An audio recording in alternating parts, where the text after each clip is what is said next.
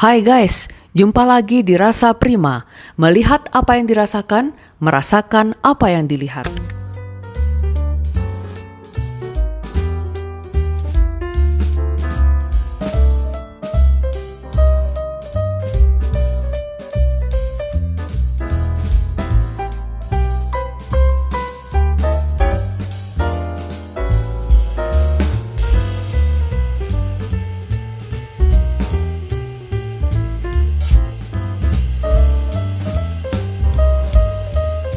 Pak Peri, good morning. Morning. Wes. Ya. Pak, asik nih tempatnya, Pak. Ya, lumayan lah hawanya. Ini enak. karena nggak hujan ya, Pak ya? Iya, hawanya. Ini di nama tempatnya piknik ya, Pak ya? Saya bikin piknik Iya. ya di Jalan Raya Lembang, Jalan Baru Ajak ya. Jalan Baru Ya, Ajak, ya. Jadi depan Tahu Lembang nyebrang gitu. Iya. Masuk ya. Ini udah lama, Pak? Saya ngolah ini udah lama sih, maksudnya belum ya setengah tahunan lah. Iya. Tapi baru saya gini, bisnis itu mesti sayanya turun. Baru ada waktu sayanya terakhir ini. Ya, karena di bulan ini pendatang kurang karena Omikron naik. Iya, Pak. Ya. Iya. Karena PPKM. Iya. Ya. Jadi waktu saya biasanya di bulan kosong ini saya lebih intens ke yang baru. Iya, Pak. Iya, Saya Pak. harus menciptakan sesuatu yang baru. Sesuatu yang baru ya, Karena Pak. business development itu penting, product development penting juga. Jadi kalau kita diam aja ya berat ya. Betul, Pak. Ya. Gitu. Nah, guys, Pak Peri Tristanto ini dulunya terkenalnya sebagai rajanya factory outlet di Ya. Bandung. Ya, Pak ya, itu ya Ya. bisnis yang pertama yang membuat nama Pak Peri ini terkenal banget di mana-mana. Nah, bisa nggak Pak cerita dulu, Pak, dulu sampai punya berapa outlet gitu, Pak? Terus Ya. gimana kok Bapak akhirnya bisa shifting atau berubah ke bisnis yang tempat wisata seperti ini, Ya, Pak? sebetulnya bisnis saya tidak berubah, maksud saya ya. Iya. Karena segmen pasarnya sama. Dulu kan di Ciamplas, ya dulu kan di Cibaduyut. Iya, Pak. Terus terakhir factory outlet, terus sekarang wisata. Ya. Bisnis saya itu target marketnya wisatawan. Ya. Iya, Pak. Jadi wisatawannya berubah ya saya berubah gitu. Ya, kemauan wisatawan kan berubah terus. Jadi kita harus ikutin itu, Pak ya, Harus selera ikutin. pasar itu, Pak ya. Kalau nggak Iya. bisa. Iya.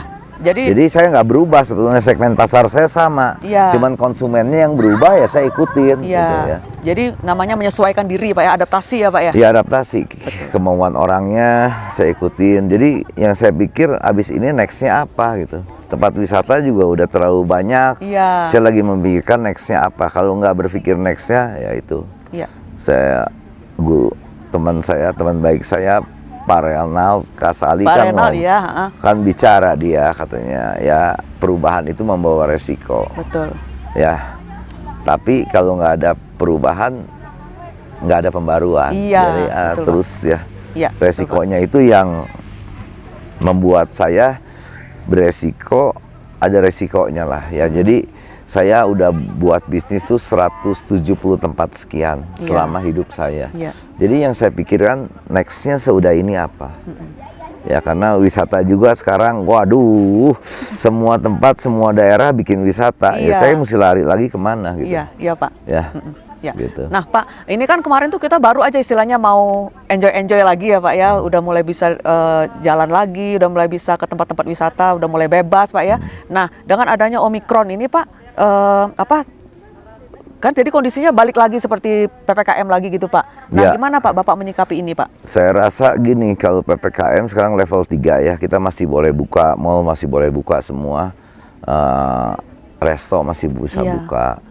Cuman masyarakatnya udah takut, itu bedanya. Iya, iya, Pak. Kalau dulu kan dijagain, Iya. sekarang nggak usah dijagain juga nggak mau pergi. Kalau kita ngelihat weekdays, ya itu kan jalan masih rame ya di Bandung, karena ada kebutuhan personal. Iya, Pak. Mungkin dia kerja, mungkin dia ketemu orang. Iya. Tapi begitu Sabtu Minggu atau dia sore, dia bilang ke keluarganya jangan keluar ada Omikron. Nah kan ya Iya, iya. sesuatu yang berbeda. Nah itu menurut saya. Iya, iya, Pak. Jadi ya kita harus mikir-mikir celahnya di mana lah. Karena karyawan kita kan, aduh cukup banyak ya. Iya. Kita harus mempertahankan karyawan kita dengan dapat penghasilan yang bisa mengcover dia, mengcover listrik, ya, maintenance itu nggak kecil. Iya gitu. Pak, betul Pak. Iya. Pak, karyawan Ayana ada berapa Pak? Semua? Ya kurang lebih dulu 1.200, sekarang 800-an. Wes, memang benar ya Pak ya. Ya. Pak, nah aku tertarik nih Pak.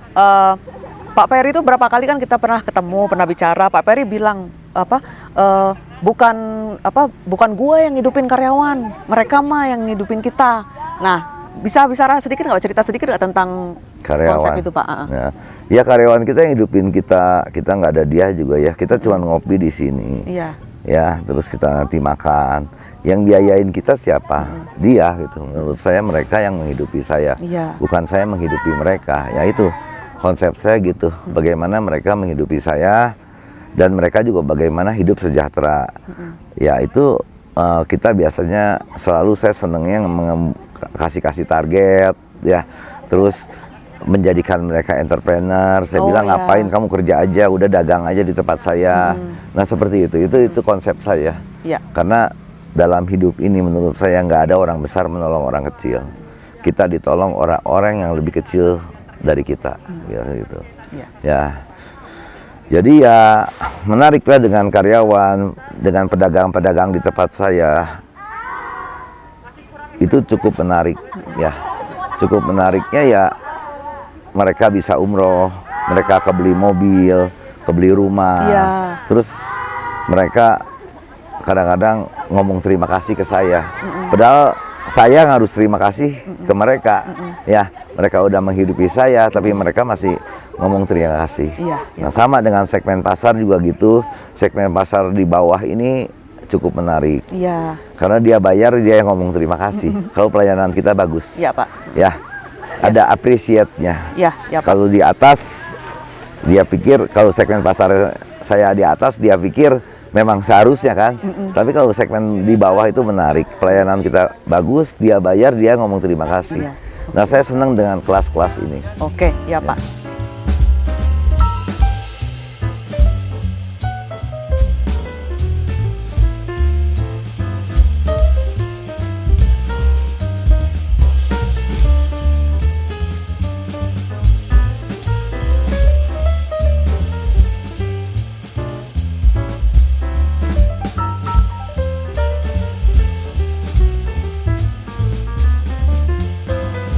Guys, lanjut lagi nih ngobrol-ngobrol asik kita pagi ini dengan Pak Peri Tristanto. Pak, sebenarnya rahasia kesuksesan suatu bisnis pariwisata tuh apa sebetulnya Pak? Yang dijual tuh sebetulnya apa sih Pak? Ya mungkin kita berhubungan bukan pariwisata, gaya hidup ya. Gaya hidup sekarang pariwisata, ngafe ya, makan di luar itu udah gaya hidup ya. Yang utama adalah hospitality menurut saya. Hospitality Pak ya. Keramat tamahan. Ya Indonesia ini kan terkenal dengan keramat tamahannya. Iya Pak. Apalagi kita di tanah Sunda ya.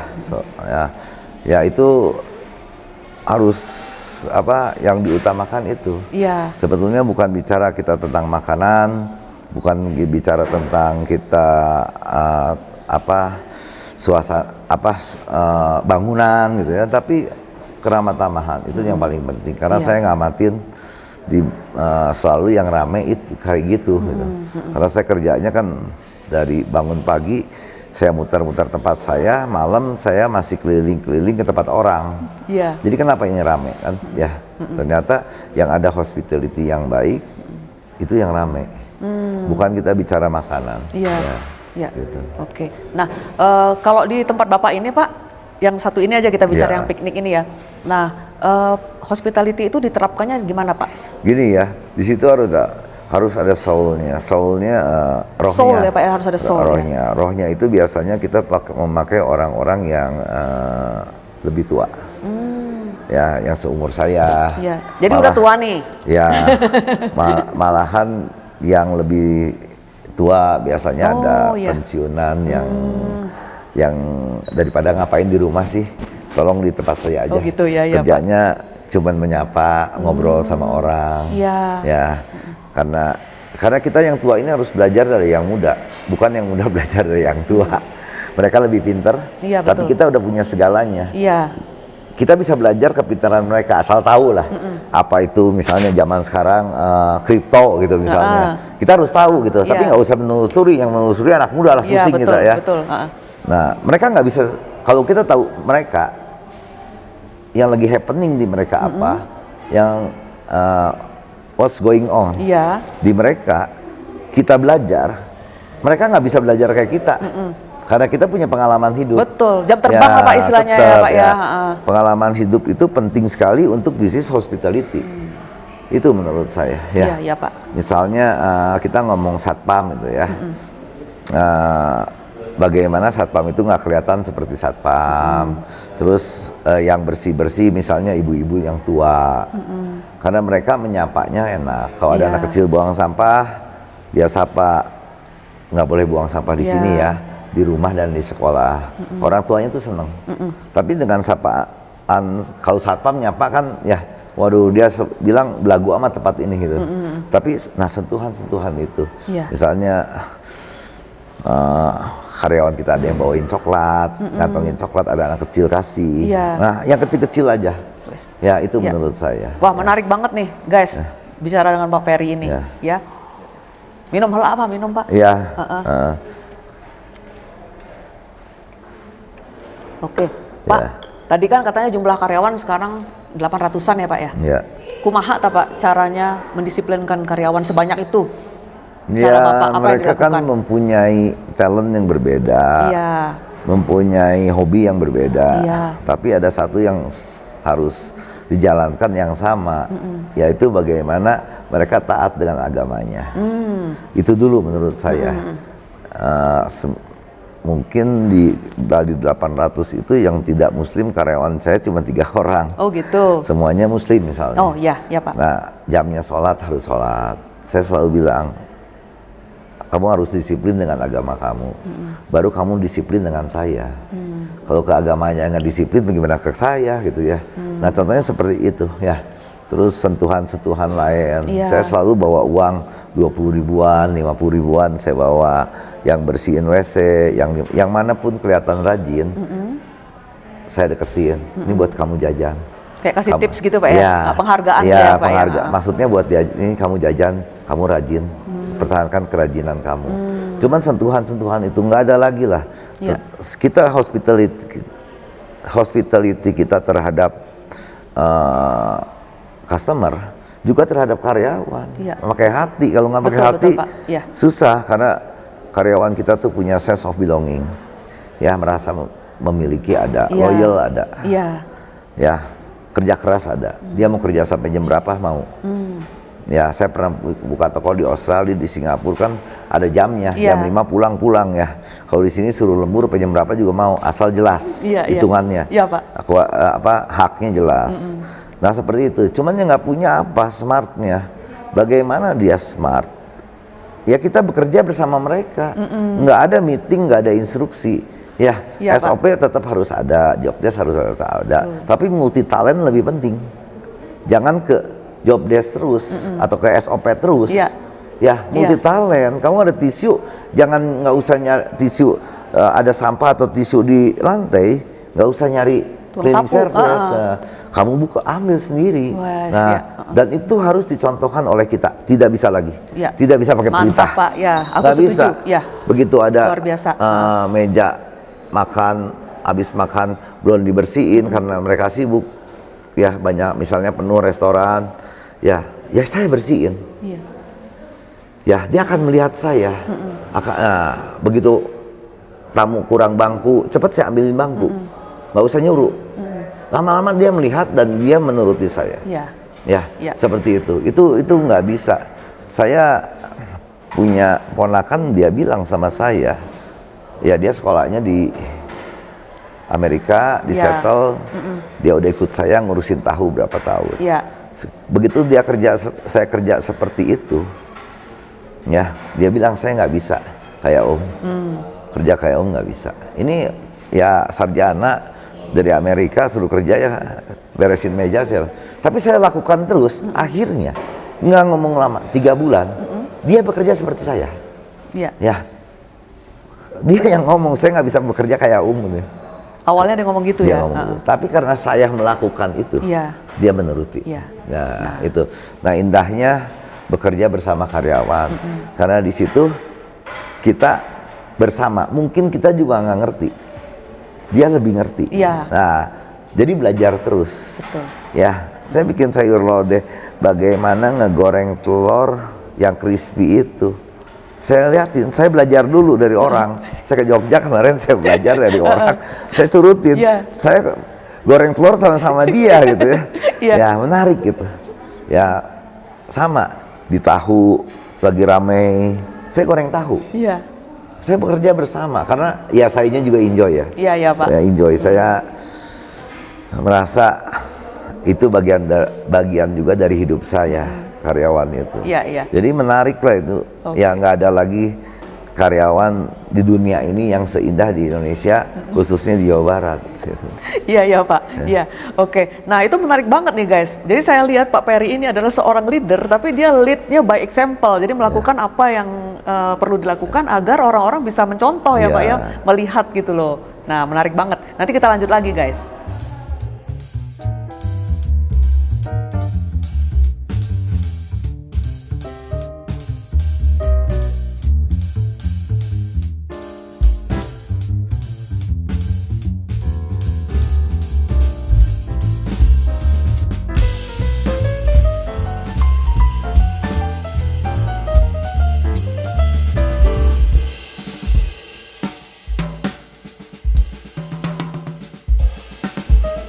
Pak Perry, jadi seorang pengusaha, seorang entrepreneur ini udah berapa tahun sebenarnya?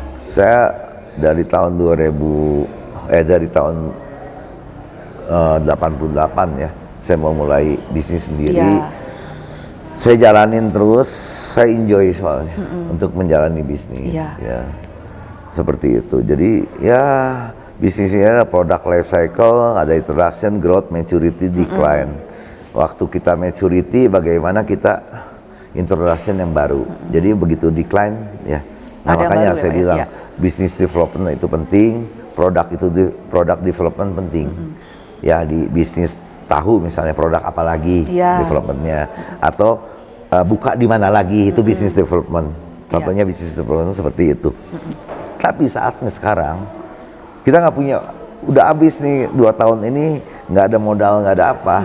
Jadi dengan bisa juga saya jalankan business development sama product development itu tanpa investasi yang besar. Iya. Ya karena bisnis yang ada ini, saya bilang paling kembali juga sebagus-bagusnya 60% karena gaya hidup ya. Iya, iya, Pak. Nah, bagaimana saya cari yang 40% seperti sebelum Pandemi. pandemi. Iya. Nah, ya saya harus bekerja keras. Ya. Iya. Saya bangun tadi jam 8 pagi ya. Ya jam 4 ada pagi saya ada WA dari karyawan saya, dia mau ada ngadu macem-macem gitu Iya, ya. iya, iya. Kan ada aja yang ngadu ya. Iya. Ya ada nggak ber. Jadi saya nggak tidur lagi jam 8 saya udah ke sini ke Degradasi Afrika, Iya. terus ke Tahu bentar, Iya. terus ke sini. Jadi saya muter, kalau Sabtu Minggu tuh saya kerjanya muter. Ya saya singgahi mereka.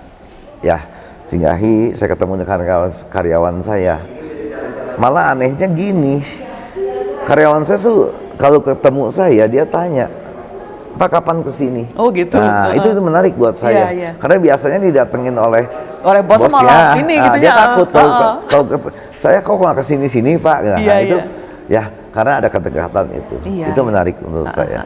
Iya. Jadi ya di-Kaliku bisnis ya saya sih apalagi kayak sekarang ini ya di mana beban saya sangat besar. Iya, Pak. Menurut saya kerja semaksimal mungkin saya kerja dari pagi sampai malam.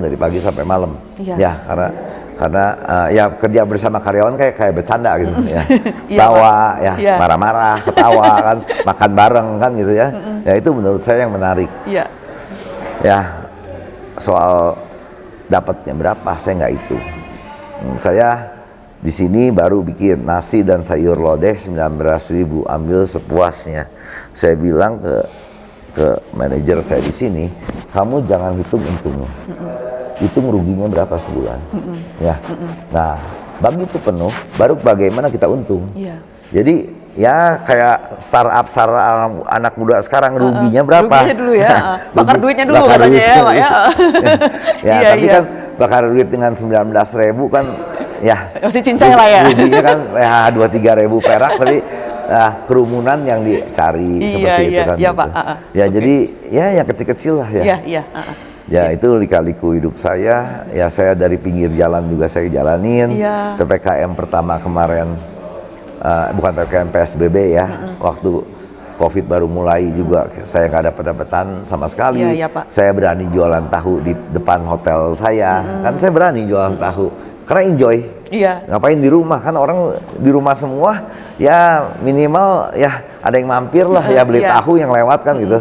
Karena saya yang jual tahu mentah kan. Jadi mungkin dibawa pulang dan sebagainya. Iya. Jadi saya enjoyin. Iya, Pak.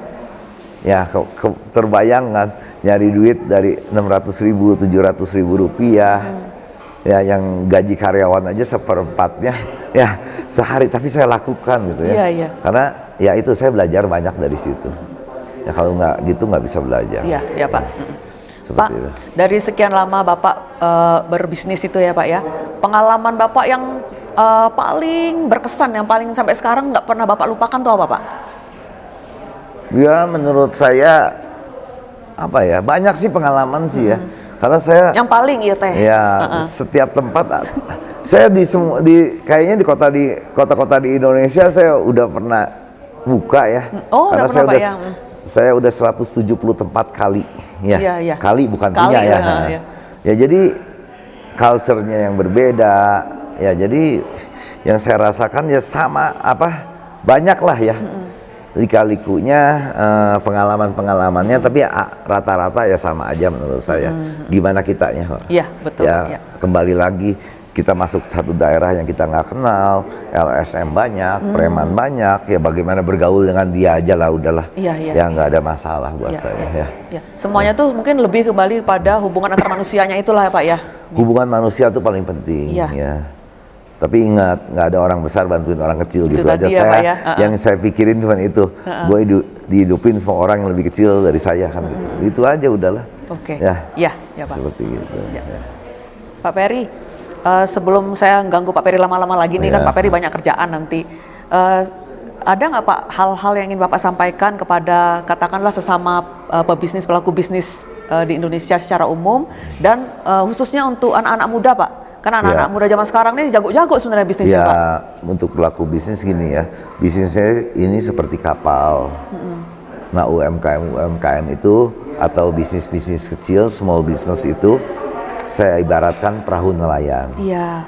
Nah, bagai kapal ini udah susah bergerak, ya. Iya Pak. Saya rasa di tahun 2020 tidak ada COVID pun, Iya. banyak perusahaan besar yang berat. Yang ambruk ya Pak ya. Yang ambruk. Iya. Nah, tapi ini perahu nelayan ini banyak, makanya sebagai perahu kita, kapal besar, kita turunkan skoci-skoci kita untuk berlayar bersama mereka. Iya. Ya, berbisnis dengan small business, dengan UKM dan Iya. sebagainya itu menarik gitu, saling tolong. Anak saya buka kafe, kekurangan nasi, sebelahnya ada itu restoran juga. Iya. Dia ngasih pinjam nasi gitu. Itu menarik menurut Iya, saya. iya betul Pak. Tapi kalau bisnis sesama bisnis besar, sesama kapal besar, kitanya bocor, diketawain. Kitanya kekurangan bensin, ketawain. Nah kalau kita sama small business, saling tolong. Ya, Iya Pak. saling tolong. Ya, saya kemarin ini pakai Avanza, misalnya mobil Avanza, mobil yang buat saya, ya buat di perusahaan ya. Iya. Waktu COVID. Ini saya, pedagang kecil di tempat saya bilang, Pak, saya punya Fortuner, Bapak pakai aja. Nah itu menurut saya menarik. Iya. Ya nggak ada. Ya, tapi Iya. kalau orang sesama teman pengusaha, nggak ada yang ngomong gitu, ketawain lu, Iya. Ferry. Ya Kok lu lihat pakainya Avanza sih, mobilnya cenah. dijualin. Ya, nah itu contoh yang paling menarik adalah seperti itu. Bagaimana kita berbisnis bersatu bersama, jalan bersama dengan small business, Iya, Pak. UMKM dan sebagainya. Dan terbukti sekali UMKM itu sekarang ini yang menunjang perekonomian di Iya. Indonesia. Yang tetap bertahan, survive gitu ya Pak ya. Bertahan. Dan kita gini, dari 1.200 karyawan, sekarang 800. Iya. Yang 400-nya nggak kembali. Dia nggak mau kembali lagi karena dia ternyata jadi entrepreneur, mau jual gorengan, mau jadi ngegojek. Iya. Ternyata hasilnya lebih besar. Ya. Iya, Pak. Seperti itu, saya panggilin ada bagian pemukuan saya, enggak, saya mendingan just tip Pak. Ya, sehari saya bisa dapat 150.000 daripada gaji di Bapak 2,5 juta ya.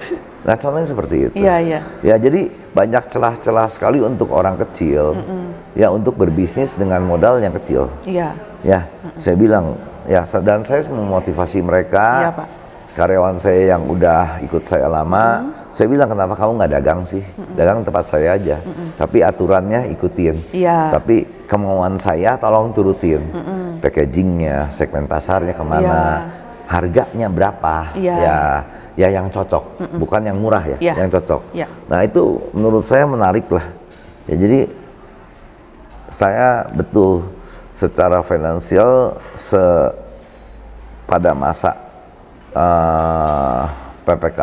masa COVID ini memang rada berat, tapi satu saya yang membuat saya gembira dan punya semangat karena saya punya manusia, punya anak-anak, punya cucu-cucu nih, kan kasarnya yang bisa, Pak. Bisa bekerja bersama dia, yang bisa menolong saya. Ya, bayangin 800 orang menolong saya, kalau saya develop satu orang jual gorengan, kalau 800 kan se-Indonesia bisa jadi raja gorengan kan, gitu ya.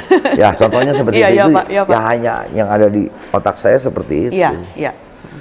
Ya jadi kita bagi hasil bagaimana, nggak ada modal, saya modalin karena modalnya kecil kan gitu. Betul, ya seperti itu. Ya, Pak. Nah tadi yang terakhir, kalau misalnya pesan untuk anak-anak muda nih. Ya anak muda itu begini ya, saya belajar dari anak muda, kita yang udah ada umur seperti ini, tetap harus tahu mereka tuh apa yang lagi happening. Tapi mereka nggak sayangnya nggak belajar sama yang tua. Itu yang sayang. Dia belajarnya dengan ilmu. Betul. Ya, waktu Jack Ma ada fotonya lagi kecil. Ya, itu anak muda. Saya pengen kayak Jack Ma, pengen kayak Alibaba. Dia pelajari teorinya. Dia pelajari cara bisnisnya. Tapi tidak mempelajari cara hidupnya Jack Ma. Sehingga Tuhan bisa memberi berkah kepada dia. Ya iya, nggak dipelajari. Nah makanya yang muda juga harus belajar dari orang tua. Harusnya Pak ya, betul. Iya dong ya. Ya, pemimpin kita aja di Indonesia masih belajar dari orang, masih ada orang tuanya. Ya sebagai penasehatnya lah, ya kan gitu ya.